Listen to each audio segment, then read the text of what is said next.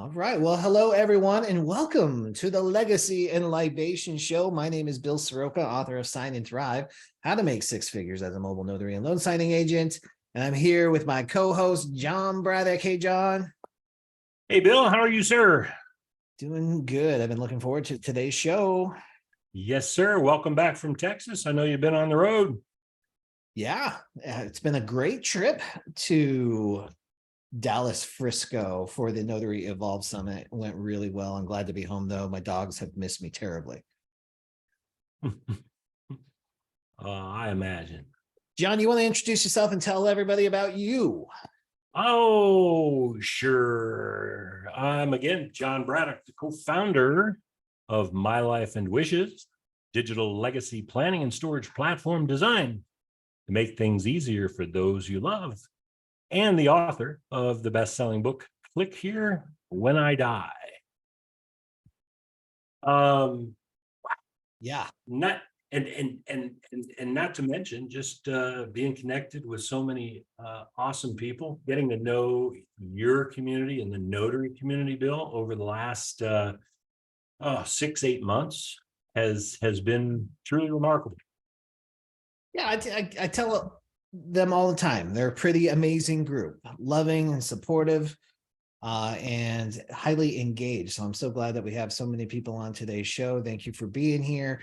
Legacy and Libations is where we talk about life, death, and the beverages that get us through it. So thank you for cutting some time out of your afternoon and your evening to talk about some things that a lot of people avoid talking about. But we're going to take it head on, and we bring in amazing special guests. In fact, today, again, we've got 3 best-selling authors on the show today, right? We've got John Braddock, we got me, we got our guest today, Jolene Blackburn, who is a best-selling author and a California attorney. But I'm going to let John make the formal introduction. John, would you do that for me? I would be honored to do that.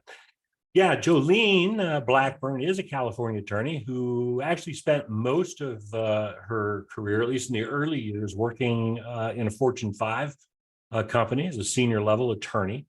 I'm going to let you correct me when I misspeak, Jolene. Okay. As Bill mentioned, she's also an author, but beyond that, she's a speaker and a mentor. Her books include The Law School Alternative, which I like already because school was never a big thing. So if we can expedite something, I'm in. The Pre-Law Survival Guide, which also sounds really exciting. And then the My Law School Journal, which I've not seen, but my assumption is it's a guide to step and get me through the process as I'm going to law school. Man, you can hear her regularly on podcasts and speaking at conventions. She's mentored literally thousands of students and attorneys over the last. You don't want to say how long. 20 years, but I don't know how it's possible. But I guess, if you start at 15, it works out really well. Good catch.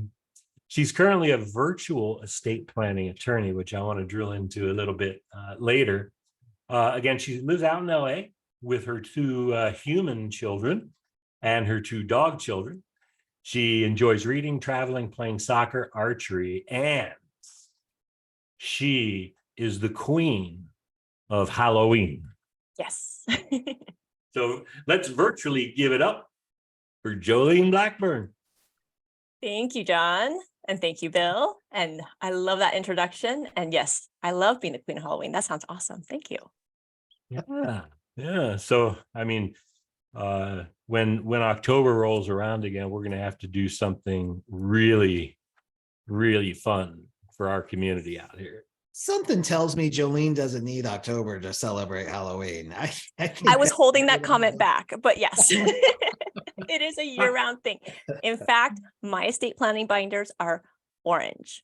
So yes. Ooh, yes. Nice. I love it. Well, twofold. 1, my love of Halloween, but 2, people lose their trust at a rate you would not believe. And I believe part of that is because it's a black or brown binder that they put somewhere and no one ever finds. So orange is quite helpful, I find. No one's lost an orange one yet. That's brilliant. I love it. Yeah. I love it. Yeah, as long as they have an orange binder and they store a copy of it in the My Life in Wishes platform, all the Yes. bases are covered. Yes, for sure. That, I'm sorry, folks, that was a shameless plug. But it was a good one. It was well timed and it was very appropriate. I support it. Well, hey, let me start out, Jolene. I mean, we're thrilled to have you here, but I always ask the same question to attorneys, because I never thought I'd have so many as friends, quite honestly. But they're all estate planning attorneys. And so, there's, and I always overstate this, but there's about 300 practice areas in the law profession. I mean, we got corporate, criminal investigation, we got criminal prosecutors, personal injury attorneys. That you chose estate planning law. Tell us why. Yeah. So unlike I think a lot of people, I didn't have any major events happen to me. I'm just a planner in general. So, I started retirement savings like when I was still maybe like 20. I mean, I'm just a super planner. And when I went to law school, I had totally different plans. Right before my third year of law school, I met with my counselor to make sure I was, going to graduate and do all these things. And she noticed I wasn't enrolled in wills and trusts. And she was like, hey, that's 2 subjects on the bar exam. You need to enroll in that. And I said, yeah, I'm not feeling it. It sounds boring. I'm not going to do that. And she was like, no, it's on the bar. You have to do it. I'm like, no, it's an elective. I don't have to do it. And so I left there, absolutely refusing to take the class. I mean, she was almost on her knees crying, and I just was like, sorry, no, don't care. But second semester of law school, I got a little nervous. And so I enrolled at the last minute. I took the class. I loved it. I got the top score in the class. I was the highest grade. I just was like, this is what I'm going to do with the rest of my life. I love this. It was so weird. It was just super random, but it totally called to me. So unfortunately, though, I graduated right after September 11th. And there were a lot of law firms in those World Trade Center towers, which had a lot of sister firms in LA. So the legal industry was a huge, huge mess at that time. A lot of people, if they weren't a partner already, were laid off. A lot of us who just graduated were in competition with 5-year attorneys for the same jobs. If the job says 0 to 3 years, 5-year attorneys were applying for it. The government had a 5-year hiring freeze. If you were a 3rd year and were promised a job after you graduated and passed the bar, it was reneged. So now all those people were also in competition with us. So it was a huge mess. You couldn't find a job to save your life. So I decided to open my own firm because I was dedicated. I wasn't going to just take any job, right? Even though everyone's like, you just need to get a job, you have student loans. I was like, no, I'm determined. I'm going to do estate planning. So I opened my own firm. Law school doesn't teach you sales, marketing, anything, nothing, how to run a business, nothing. So I managed to find a part-time estate planning job. I had my own firm. I was struggling to get by.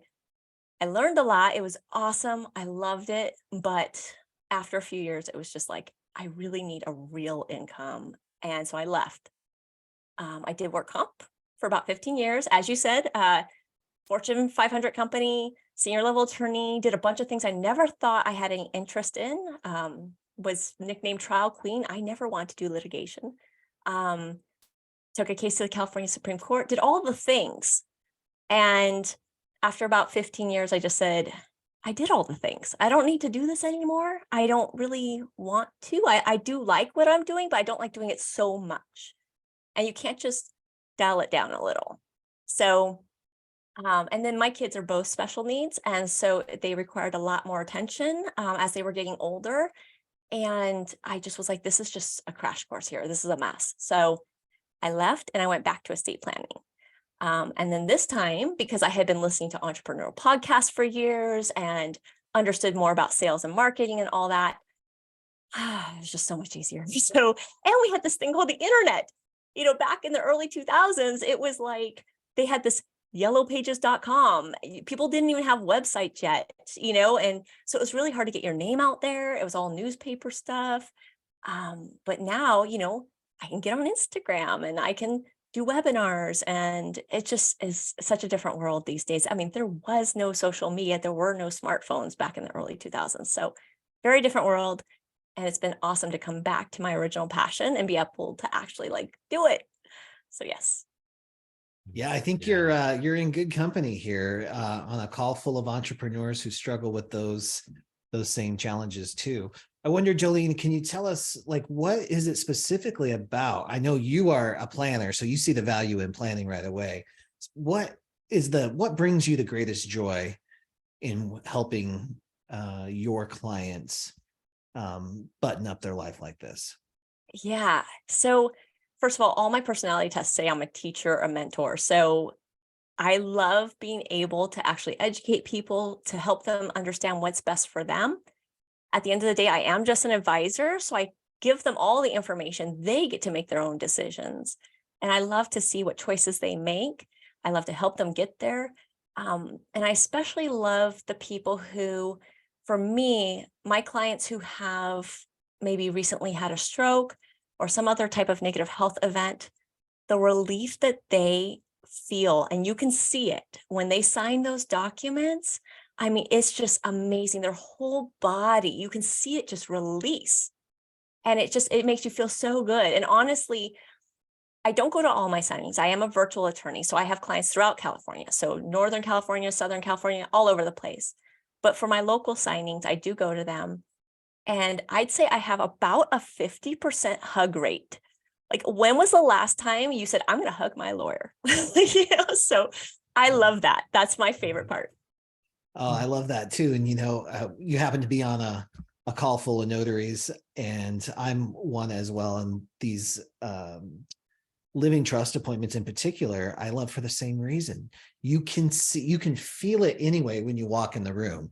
They're just so I don't know if excited is the right word. I think there is excitement there, but there's this anticipation of finally completing something that they've been shooting on themselves for 20 years about, right? Like, we finally got this done. And, and as soon as it's complete, the whole energy just shifts.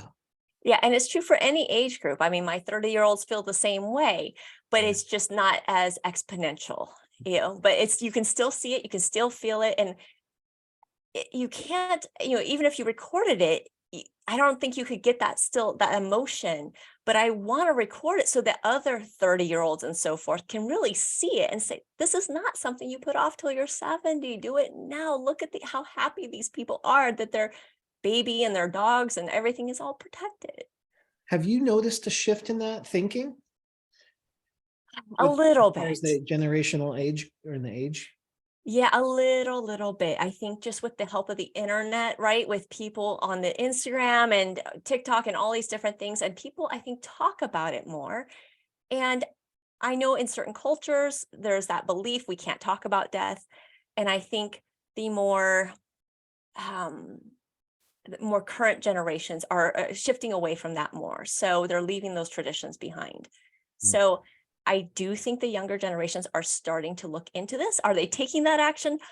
Still not fast enough, not enough, but a little bit more. Yeah, I would think that as myself as an example. So my children are all adults. As I do my estate planning and the peace of mind that it brings me, it also leads me to think of my children. So yeah, only one is married, but he and his wife own a home. No children yet, although there's rumors that might be happening. But they still haven't done their planning, and me, it's like, you need to get that because I don't want to fight if something happens to both of you with her parents. I just don't want to do it, right? Yeah. And so I think as people get more comfortable with it and understand the importance and realize that peace of mind, that hopefully they're going to be, communicating that down the line to their children, which hopefully is the next generation of client for our estate planning attorney, right? Yeah. And more signings for our notaries. Yeah, absolutely. One of the ways I try to get the younger generations in that door is, a lot of us will fight tooth and nail for our children, right? We'll maybe let our own care go away, but we're taking care of those kids. And to the level of even just, don't think this swim class is the best class for them. I'm going to enroll them in a better swim class. I mean, we get a little psychotic with this stuff. I know someone who went through like 6 car seats for their first kid. It was like, I think any of those would have been okay, you know? So what I do is I actually have a child protection packet, and that is just a small packet. So it's a smaller fee, it's all that, but it gets people in the door to protect their most important asset, right? They're young children, they're under age 18 children. And that is usually kind of the way to their heart, right? Because again, they're thinking, yeah, I have a house, or I don't have a house, or whichever it is, but yeah, I've got lots of expenses. I want to put in a pool. I got to put in the deck, all these things. I'll do it later. I'm not dying today. And so at least if I can convince them, look, let's protect your kids in case of emergency.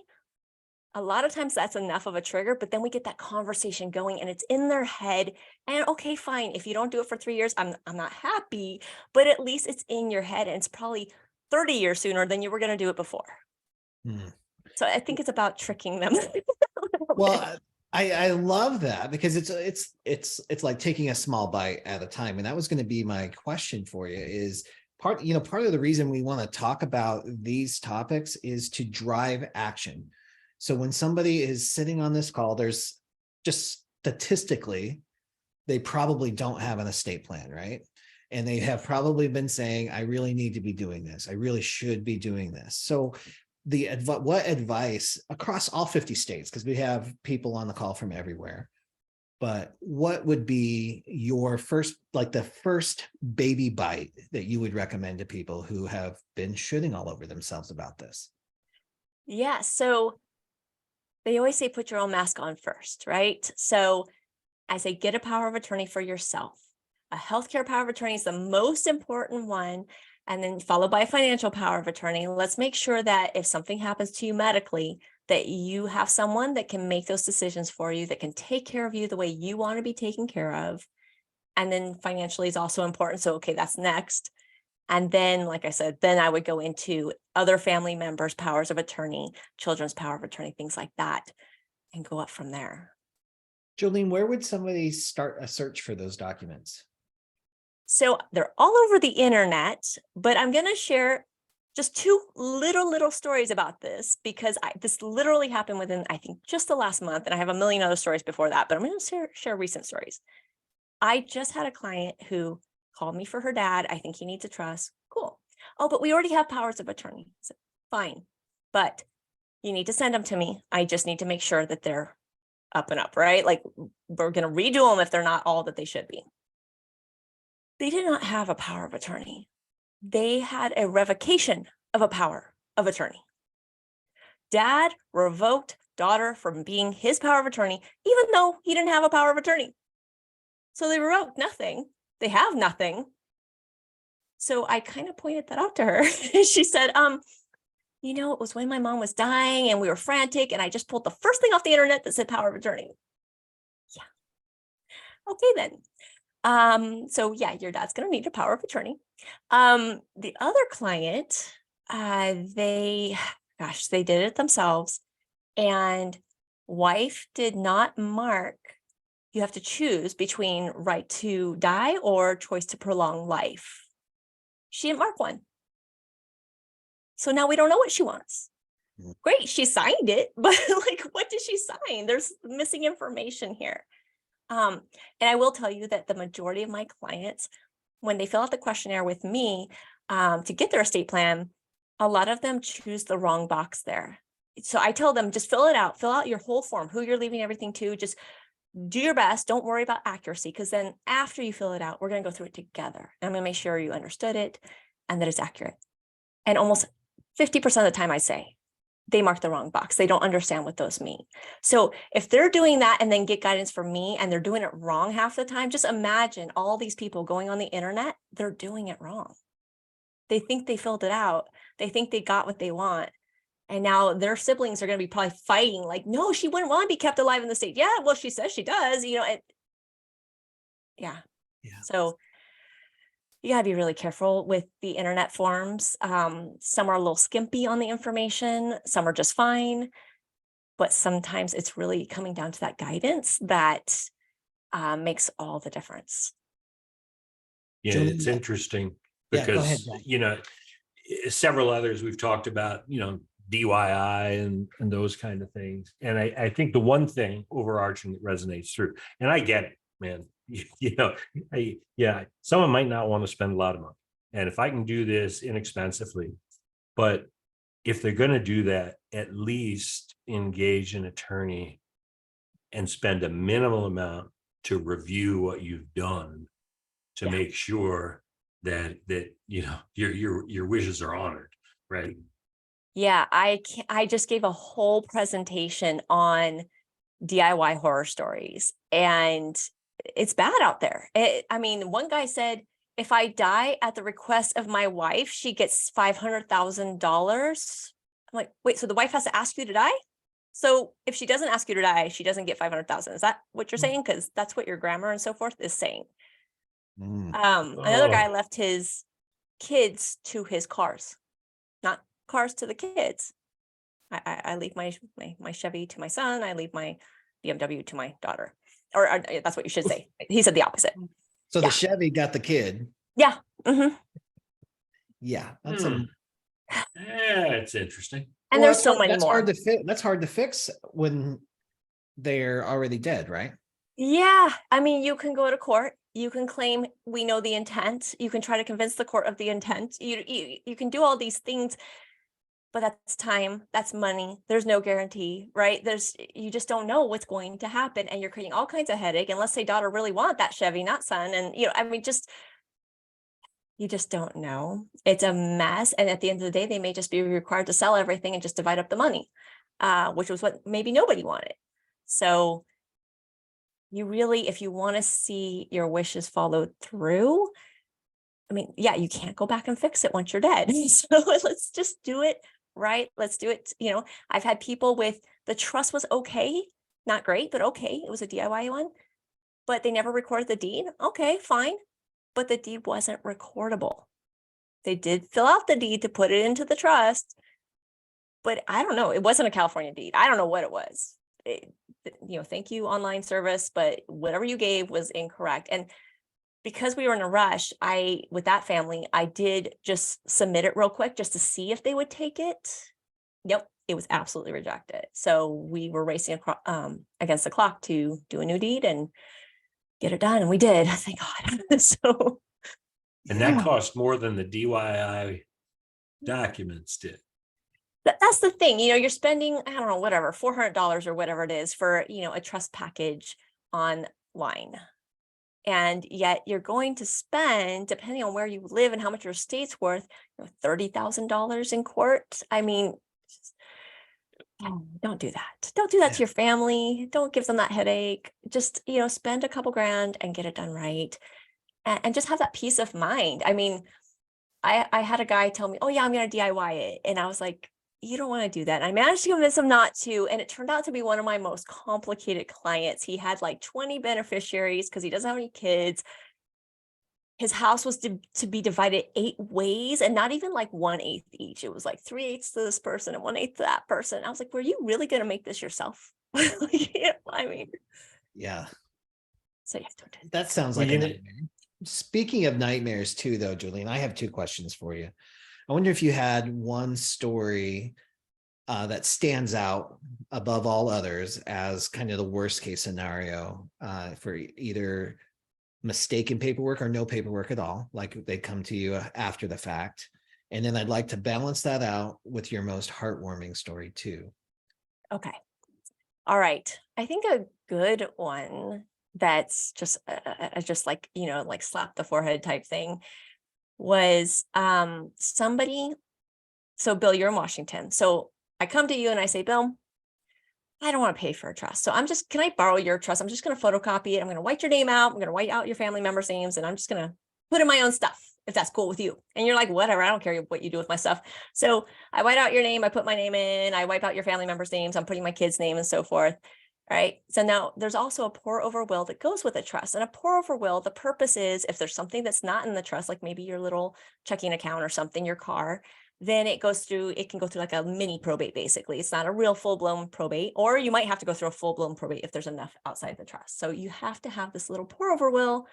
And at the end of the day, the will says, after the probate thing is done, follow what my trust says, distribute how my trust says. Well, this person didn't fix the pour over will.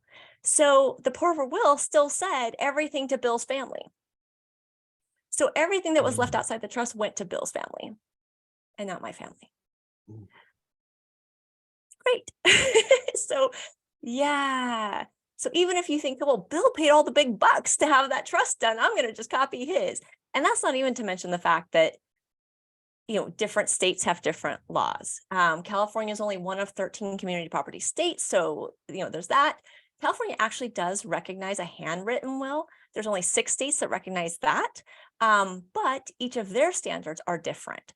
So like in California, it doesn't need to be notarized, doesn't need to be witnessed if it's 100% your own handwriting, but the other states may still need to have witnesses or notaries. So again, don't copy anyone else's stuff, people. Okay, don't do that. Note to self. Yes. So yeah. So now on the flip side of that, I had a woman who, she had 3 sons. The first 2 were with spouse number 1, and the third was with spouse number 2. Spouse number 1 is still alive. He's got money. The woman, she only has her house. She really doesn't have any money. So this house is going to be divided up 3 ways, but she's a little worried about son number 3 because son number 3 is not going to get money from anyone else. It's all from her since dad is dead. Okay, so how do we make this fair? Right? Because the other 2 are going to get so much more at the end of the day, supposedly, right? Supposedly husband number 1 is going to give these 2 kids something more.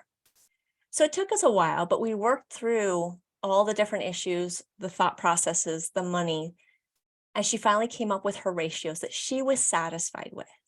And she gave a huge chunk, I forget, I think it was like 75% to son number 3, and then the other 2 got the other portions. But she still had to wait a while because she couldn't figure out how to convey this thought. And she wanted to make sure her sons understood that she loved them equally, even though the distribution was very unequal.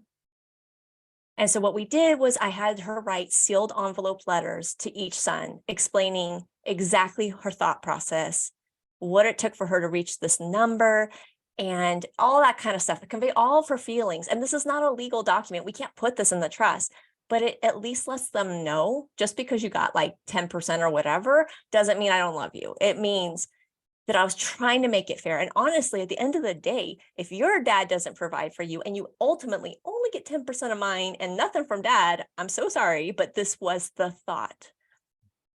And so, yeah, I mean, she's still alive, so I don't know how it's going to go down, but we did the best we could. And, it was really hard for her.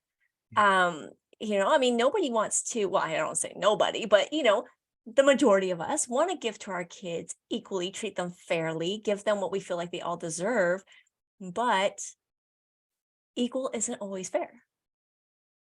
Wow, that's that's really interesting because, so Michelle and I have 6 children between us, 4 of mine, 2 are hers, and we have, in our estate plan, we've got things, broken out, so that, if one of us goes first, all the kids still kind of get the same amounts, and we've got it all, figured out. But like, and I'll use my terms, but a letter of understanding, right? On the documents. And like, so in our portal, I could upload a video. I could record a video letter of understanding, eyeball to eyeball with my children after I'm gone, saying, hey, the trust is designed this way. Here's why I did it this way. Here was my thought process. And because families fight, maybe they'll fight less if they hear it from me as to why I did what I did. It's so important, that portal and with the video, because I do record anyone who's disinheriting a child. I do take a video of them talking about why they're disinheriting that child, because one, it's going to come back on me too. And so, it could definitely involve me. So I want them to say, I know you took all that money from the bank account. I know you already took all that money, so I'm not giving you anymore. You got your share. And this is especially true when there's, again, blended families, right? So I've had it so many times where there's one kid who just won't get a job, has been living off mom and dad. They're still in their 60s and they're living at home. And it's like, you've used up our money. So guess what? You're not getting anything, or you're getting 10% or whatever it is. So yeah, I try to make sure I'm covering my own butt with that, but also just to make life easier on my clients' children, which of course, again, is the point of the estate plan, right? Is to make things easy on their kids. And I feel like, what type of attorney would I be if I didn't take that extra step and make things easier on them by having that video available? So yeah, it's super important to document some of these things if everything's not, and sometimes even when things are equal, you should be doing a video, because wait a minute, I've been working my butt off and like these bums, they're getting the same amount as me. I don't think that's quite right, especially if I've been working my butt off and never had success, right? Like I've always been pulled down for some reason or another. Maybe my health pulls me down or something, right? So I feel like maybe I should get a little more or something, whatever it is. We want to make sure our kids understand where we're coming from when we're doing these plans. So videos are great, but open communication is even better. So that's the gift of this, is that what I hear coming through when you talk is part of the grief process is sometimes it's sudden, right? And we are left with a lot of questions. And then when you tie in all this other stuff in it, that letter of understanding or the video can help shed a light in an otherwise completely dark time. So that's very powerful. Now we have a couple of questions that have come through, even through the direct channel. Jolene, are you down for some questions? Absolutely. I'm also just going to say, guys, open this up as an invite. If you have questions, you can either use the raise hand feature in Zoom, or you can type it into the chat. But the first one I have is California specific from Michelle. She says, so being in California, is it best to have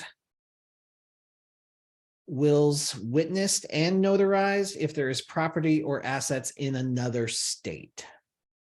So we don't recognize notarized wills. That one client that had the power of attorney all messed up also had their wills notarized. And so I was like, your wills are not valid either, actually. So your powers of attorney and your wills are not valid. So even though the forms were okay, they didn't fill them out correctly. So no notarizations at all for wills in California, just two witnesses, and they have to actually see you sign. So, and that's regardless of what you've got going on elsewhere. Wonderful. Thank you so much for that. And Arlene has a question, but I also see her hand up. So let's go to the live question. Hey, Arlene. Yeah. Woohoo. She's probably looking for the mute button on her phone right now. There it is. Yeah, there you go. Hello, how are you? Hi, good. How are you? Hi.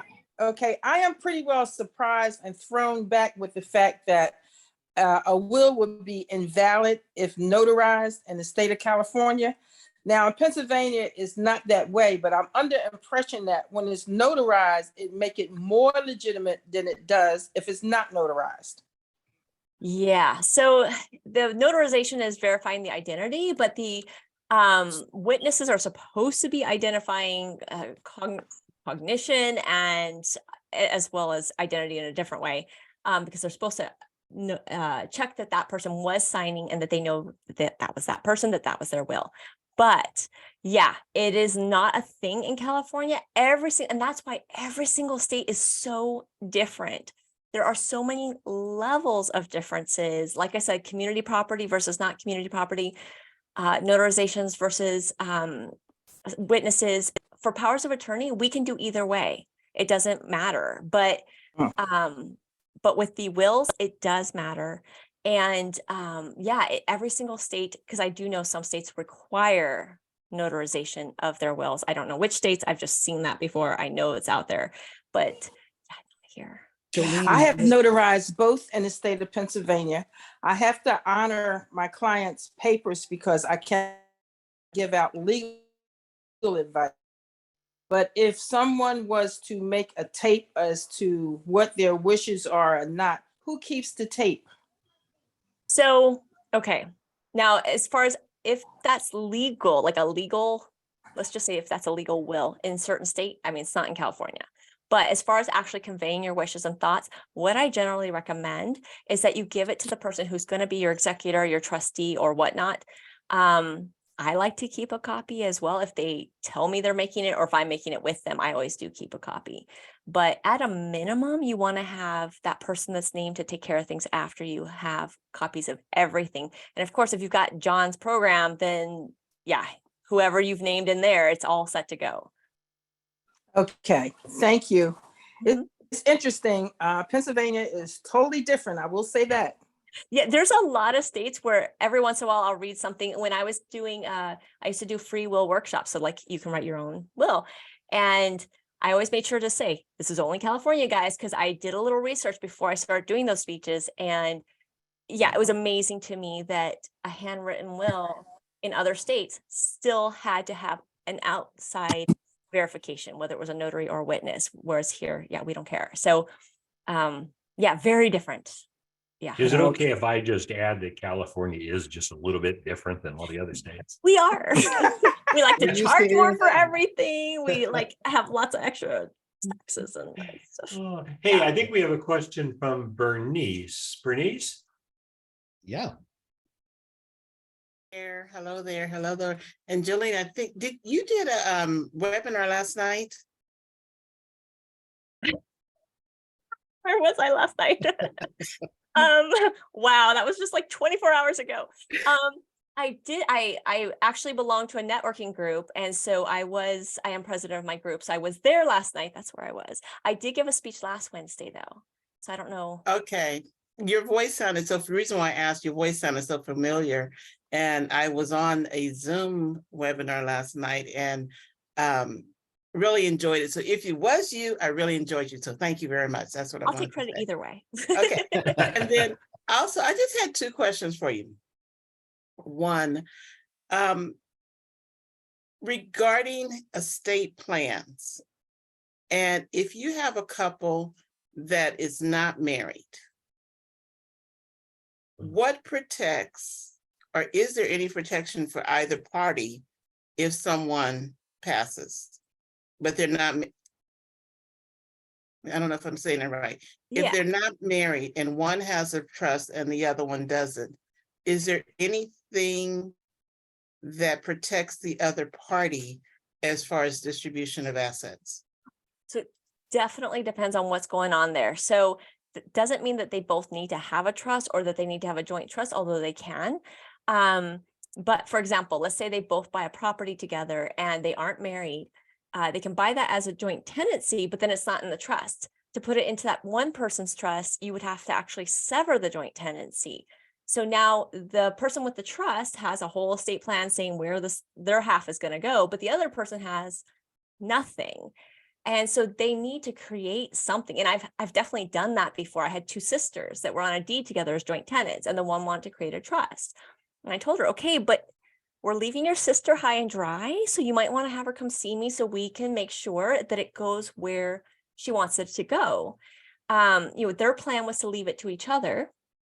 And then they were going to leave it to, only one of them had a child. So they were going to leave it to that child. But by creating the trust, we made sure that happened on that one girl's end, but not the other girl's end. The other girl has, eventually the state of California will give it to the sister, or if the sister's deceased, it will go to the niece. But that's a long way around and it has to go through probate. So yeah, it makes a little bit of a mess. So it's really important that if you have a couple that has real estate, that they are talking to an estate planning attorney and make sure that it's going where they want it to go, or it's being handled the way they want. For other assets, again, anyone who has a trust, they can list where they want that stuff to go. But the person who doesn't, it's going to go to their heirs at law.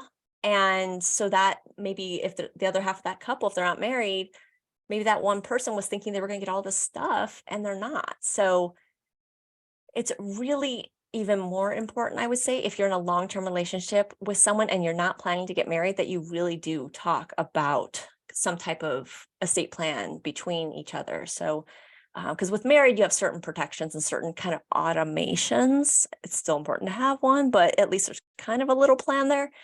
But when you're unmarried, California's like, who are you? So, yeah.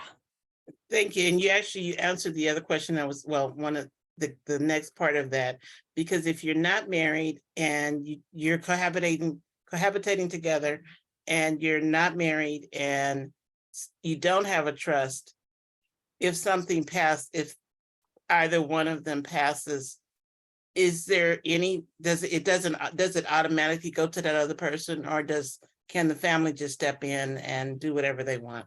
So most likely it's going to be the family, because if they are not related in any way, the state of California has a whole plan for where your stuff goes. And by the way, it's rarely going back to the state of California. People get really weird about that. Like, oh my gosh, California is going to take your stuff unless you have a will or trust.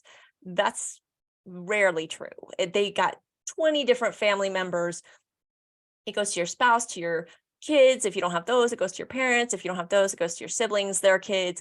It goes on this, then it goes up to the grandparents and down to all those kids. It goes for quite a ways before it ever goes back to the state of California. And I mean, I have had a couple clients where that they might have been in that boat. They were really, I didn't ask about their grandparents, but they were, they definitely had no siblings or anything like that. But it takes quite a bit to lose it to the state. So the state does try to take care of your family and make sure your stuff goes to your family. But yeah, it goes to your family. It doesn't go to random strangers. Got it. And then my really last question. You were talking about your background and when you started working and your interest in estate planning and so on and so forth. And I've seen so many ads that get a will, get a will, get a will, get a will. Why is it just get a will as opposed to get an estate plan? I'm just curious. Yeah, no. So there is a bit of a ploy by some attorneys, and I don't think it's the majority, but there's some attorneys out there who want you to get a will, and they make sure their name is plastered all over that thing, so that then your family members come back to them for the probate. And now they're making, at least in California, they're making something like 30,000 instead of just a couple thousand. So I actually have a friend who just in the last couple of years got into estate planning in Colorado, and he was doing wills. And then he came to me one day and he said, I just realized the guy I was learning from does that so he can get the probate. And he's like, I've been misadvising all these people. And I was like, okay, just deep breath, move on, call them back. So yeah, that's at least one reason why you might see that. I'm so you. glad you asked that question, Bernice. That was great and very insightful, Jolene. Thank you. And Pam, before we move to you, I want to go to Landis's question in the chat. It's been there for a little bit. She says, can you speak to how a couple should handle their trust if they have property in the US and property in another country? Would one need to draw up trusts in each country, or can one country's trust include the property in the other country? Yeah, this is such a frequent question, even amongst estate planning attorneys, because I think none of us are happy with the answer. So we keep asking, has anyone found a better solution? And it really, what it comes down to is we don't know what's going on in those other countries. So you have to consult an attorney there to see how to protect it there. What we do here is we'll list it as an asset in your trust, even though we can't transfer it into your trust. We can transfer out of state properties, but we cannot transfer out of country properties. And then it's kind of left up to you to find an attorney, or we can try to help you, but find an attorney in Mexico or France or wherever it is, and have them tell you how to handle that aspect of it. So note to self, John, our chateau in France, we need an attorney out there. Yep. Pam, thank you for your patience. How can we help? It's okay. Just a quick question on back to the will. So you're saying if a will is notarized, it makes it invalid? In California. In California, right.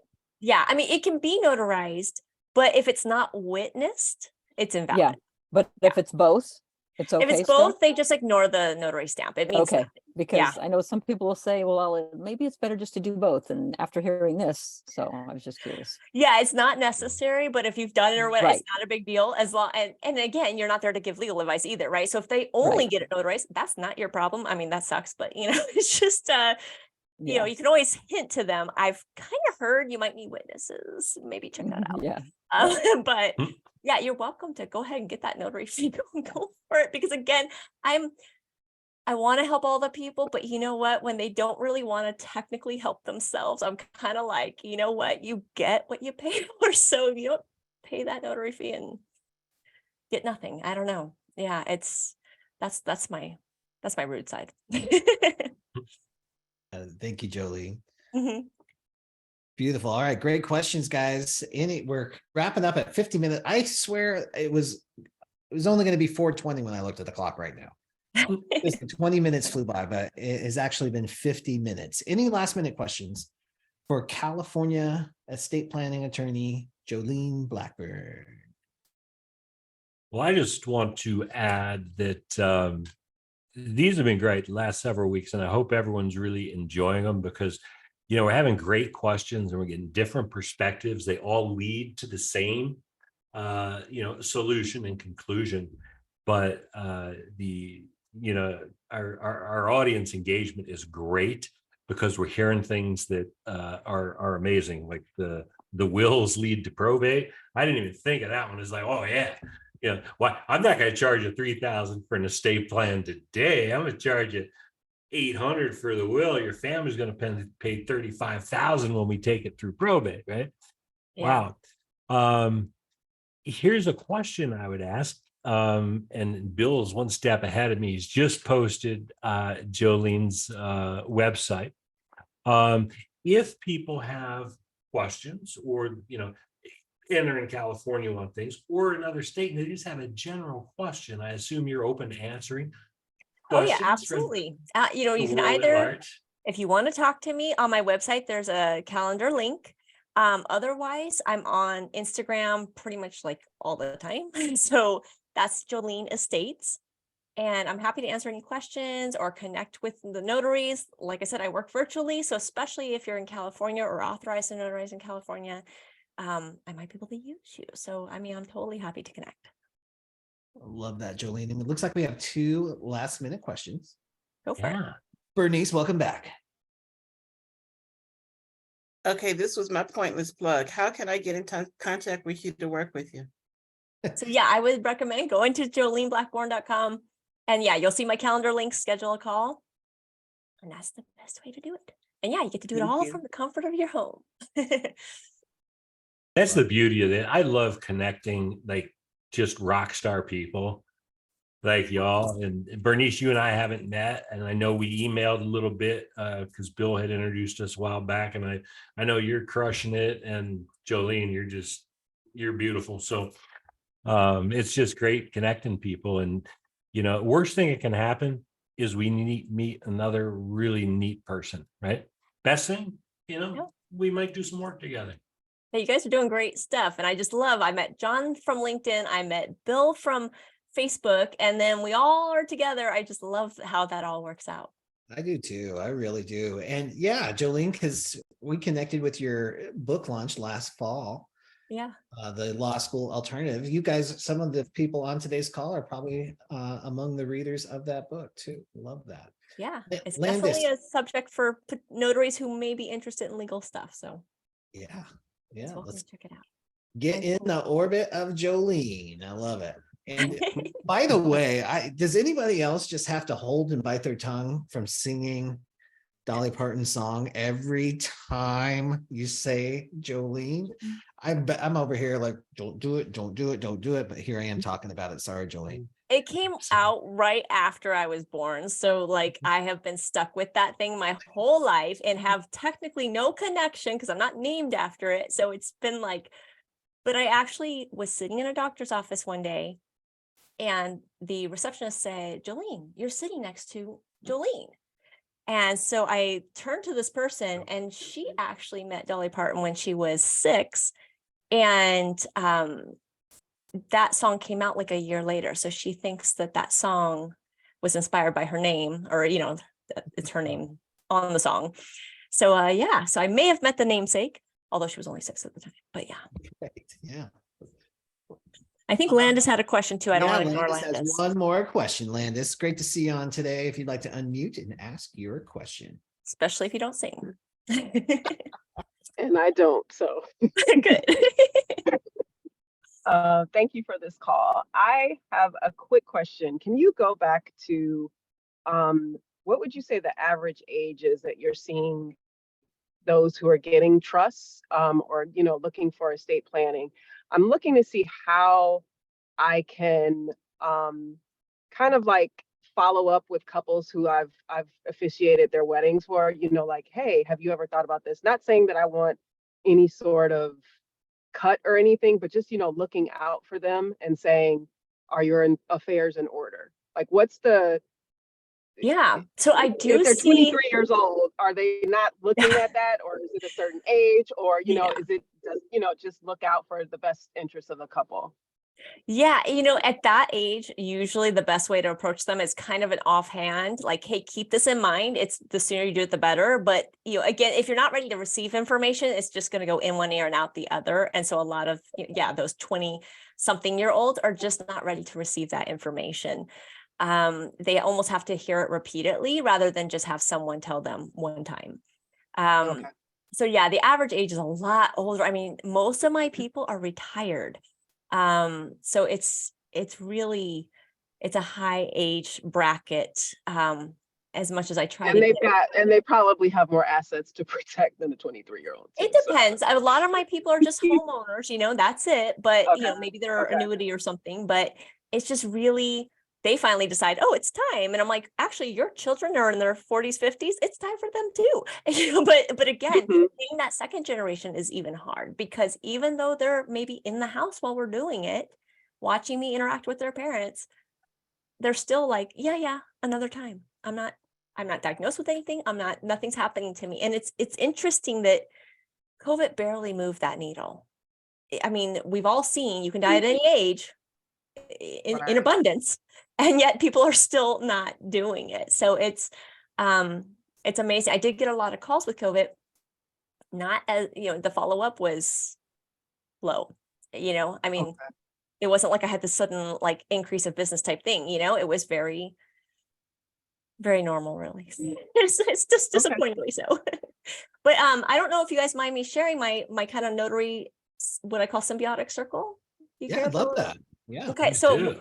for all the notaries in the group, especially those authorized in California, what I do offer is, if you, because attorneys are not allowed to fee split with non-attorneys, but what I can do is, if you send me someone that needs a trust or any type of estate plan, I can then send you that notary work. So if you're doing their home loan or whatever it is, and then you're like, hey, do you have a trust? You might need one, blah, blah, blah. You have a house now. If they work with me, I send you back to that signing. Or if it's your family member, so you can't notarize for them, I just try to keep you in mind. And if there's someone anywhere in your area, then I try to send you to that next signing to, you know, pay you back for that. So I try to create a symbiotic circle where we're all helping each other out. I love that attitude, Jolene. Thank you so much for sharing. Yeah. I love speaking to attorneys who recognize the value of a great professional notary. Yeah, it is. I love, and by the way, I love to actually meet you guys. So feel free to set up that call. Don't be afraid to like reach out, because especially if you are sending someone my way, I love to be able to say like, oh yeah, you know, Linda, you know, she's got the cutest cat or whatever, you know, whatever the thing is, right?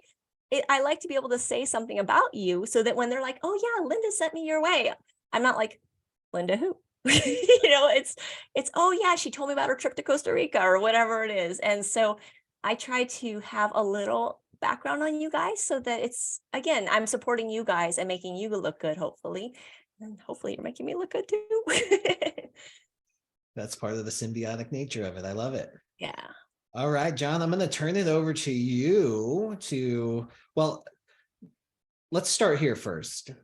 Jolene, thank you. Thank you for answering all of these amazing questions. And thank you all for being here to ask those questions. Jolene, you're welcome to hang out with us. I'm going to turn it over to John. John normally does a little mini training on the My Life and Wishes platform, but we're going to mix it up today. John, I'll turn it over to you. Yeah, thanks, Bill. What a great night. Thanks so much, Jolene. Really great information. So what I want to do, it's been about 4 or 5 weeks since we all started together. And I know a lot of people had started their free trials. And in fact, the first night when we did our first training before we had guests, I actually showed you how to start your free trial, etc. Well, my free trial expired. And so when I went to log in, it said, oops, your free trial is expired. So now I have to take an action. And so whether you do this or not is entirely up to you,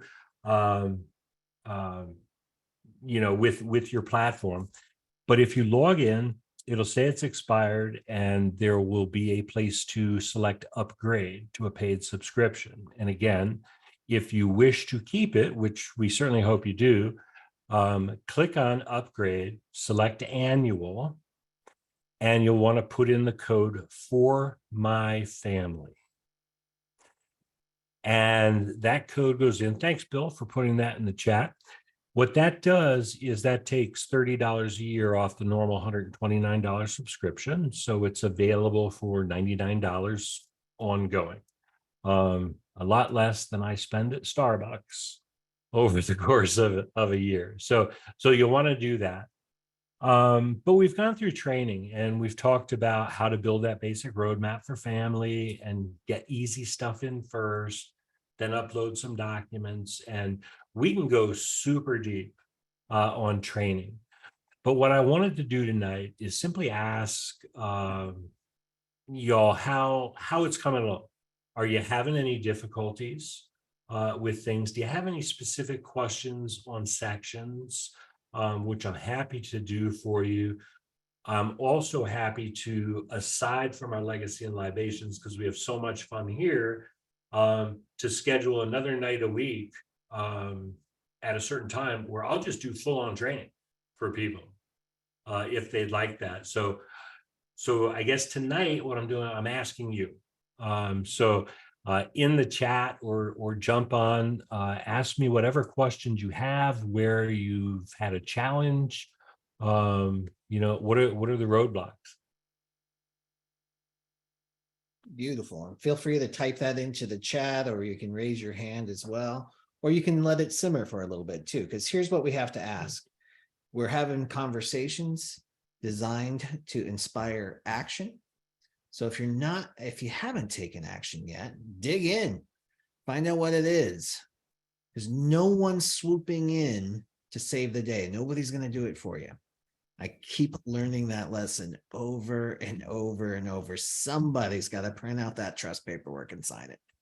So, well, here's what I tell people about the platform, because people will often say to me, from around the country, they'll say, wow, the platform's great, but there's just so much stuff. So it's going to be overwhelming. It's going to be daunting for me to get all this stuff in there. And, my response to that is, you're right. I mean, that is valid. We do have a lot of stuff in our lives. But if I don't do it, and if I don't make it home tonight, can you only imagine how overwhelming and daunting it would be for family, because they don't know where this stuff is. So, it's much like that peace of mind of getting my estate plan done, knowing that hopefully we're preserving assets and keeping the family out of probate.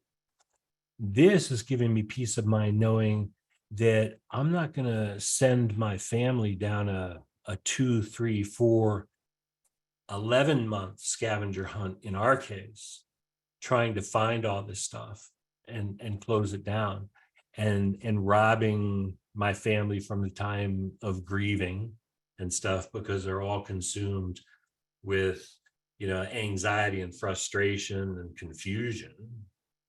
So if that's if anyone has that thought, it's like, wow, there's a lot of stuff, it's gonna be really hard to get in there. I get it. That's just my 2 cents. I do it because it's going to make it easier for my kids.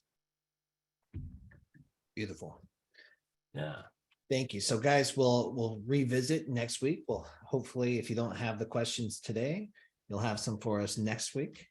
Or where to find me and John. So you can feel free to shoot an email or a text for any questions that you have. Now, next week, another special guest. Yeah. Ask a mortician. We've got a funeral director as our special guest. And we're going to be talking about all those things that you never thought about, you probably don't want to think about, but it's important that we do, because when you die at home, when you die outside of home, when you die outside of the hospital, there's a process for that. And I know when you start to thinking about it, you're going to have a lot of questions, because I sure did.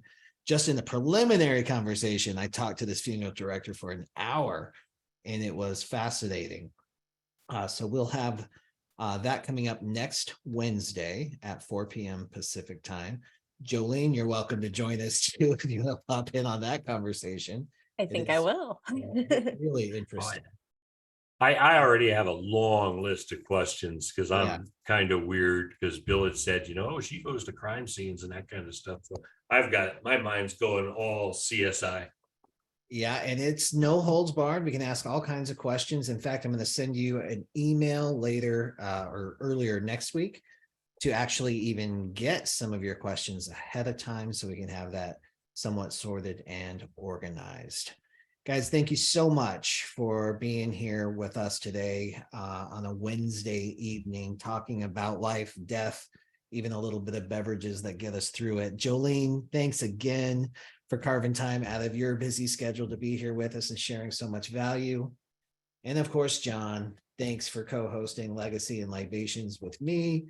We will see you next week, same time, same place. Bye-bye. Bye all. Everybody.